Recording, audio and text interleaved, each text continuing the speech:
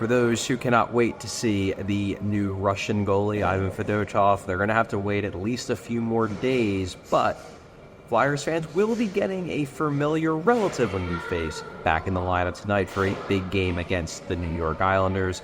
I'm Charlie O'Connor with PHLY Sports here for your Flyers post-practice updates. Tonight at the Wells Fargo Center, one of the biggest games of the year. The Flyers face off against the New York Islanders. Flyers are in the midst of a 4-game losing streak. They dropped all 4 games last week, including 2 really devastating losses at the end of the week. One of the Montreal Canadiens, one of the worst teams in the league, and then the Chicago Blackhawks on Saturday back at home, legitimately maybe the worst team in the league, with only San Jose having a real case to be worse than the Blackhawks. There's been a lot of talk about the Flyers potentially being tired. John Tortorella spoke to that specifically after Saturday's game. I wrote an article on it at allphly.com if you want to take a look at it. However, Flyers need to shake that off. They need to get a win. The Islanders aren't right behind the Flyers, but they're pretty close. They're 5 points back of the Flyers in that battle for the final wildcard spot. The Flyers did drop out of the 3rd spot of the Metro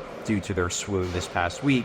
So they are 5 points up on the Islanders. However, the Islanders have 2 games in hand. If the Flyers were to lose the Islanders in regulation, the Isles would be 3 points back, with 2 games left to play before they catch up to the Flyers in games. That essentially means that if the Islanders were to win out, if they were to win their next 2 after this one, after beating the Flyers in regulation, they would be past the Flyers. So, huge game for the Flyers right now. In goal, Sam Ersson.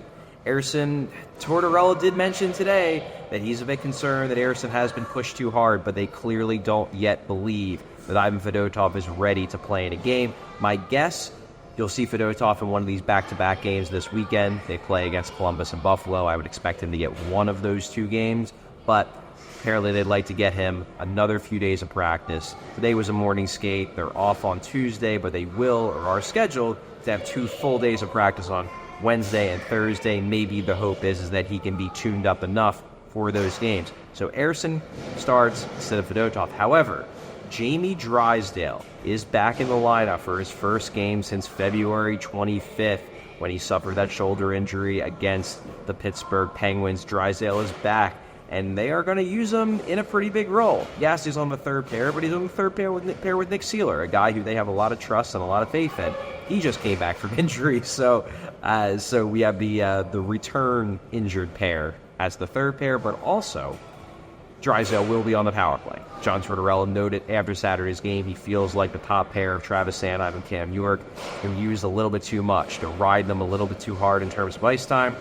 Tortorella said before morning skate that putting Drysdale on the power play in place of York just allows them to pull back on York's minutes a little bit.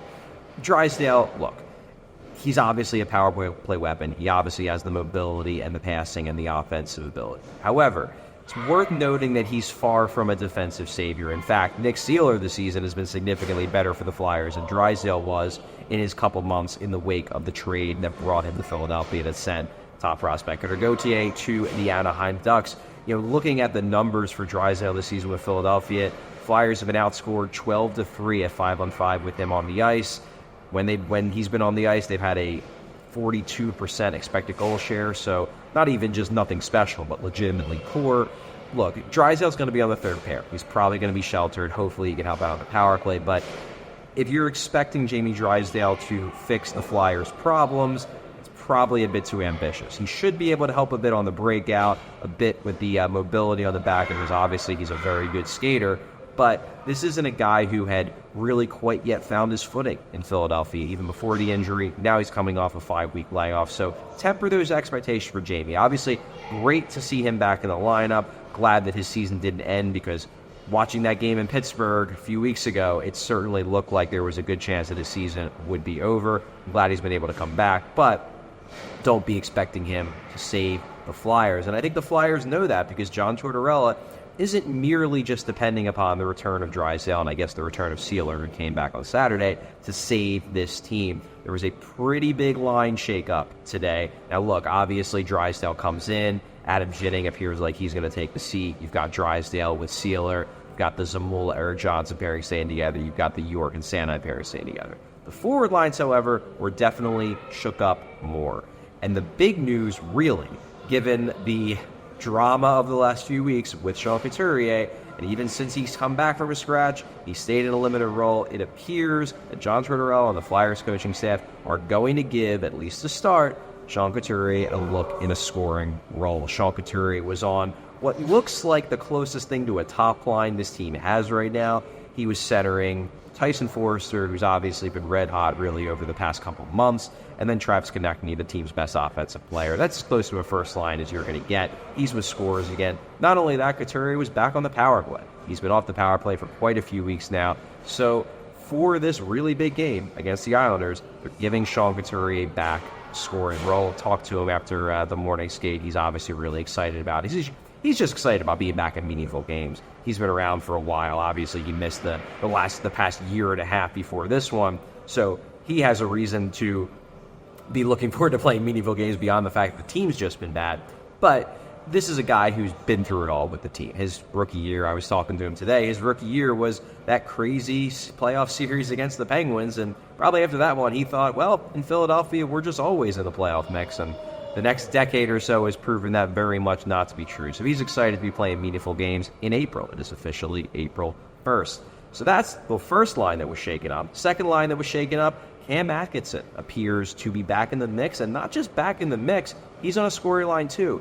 He's at right wing with Morgan Frost at center and with Owen Tippett on the left side. So Cam Atkinson getting another chance to show what he can do. Bobby Brink is going to come out of the lineup, it appears, based on the lines that he ran at practice.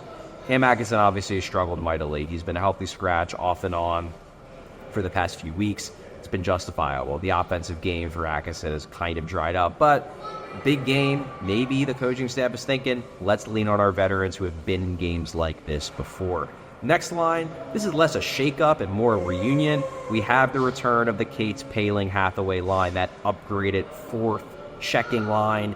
Looks like a fourth line. However, the way it's been used, it's certainly been used as more of like a traditional third line checking line, the way they had them in the 80s and 90s. Torts loves the line, wishes they could score a little bit more, but they certainly have delivered a lot of good shifts. That's a line I expect him to rely upon heavily in this game. And the final line, another interesting one, we have Scott Laughton, Joel Farabee, and Nick Deslauriers. So Joel Farabee, who has struggled recently, scoreless in his last 5, is 5 points in March. He is on what looks as closest to the fourth line as you're going to get. I'm mostly just saying that because Deslauriers obviously kind of an offensive black hole, regardless of what, intimidation or physicality factor he can provide.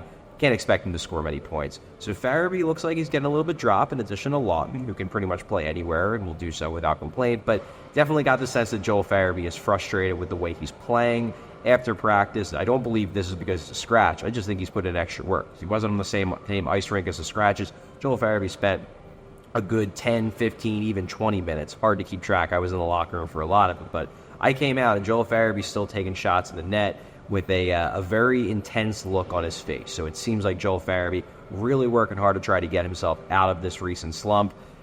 He's not exactly going to be on the kind of line that might necessarily allow it, but he is still on the power play.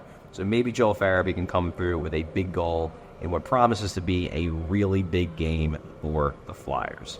I'm Charlie O'Connor with PHLY Sports. Thanks for watching. Thanks for listening. We all silly like the mayor.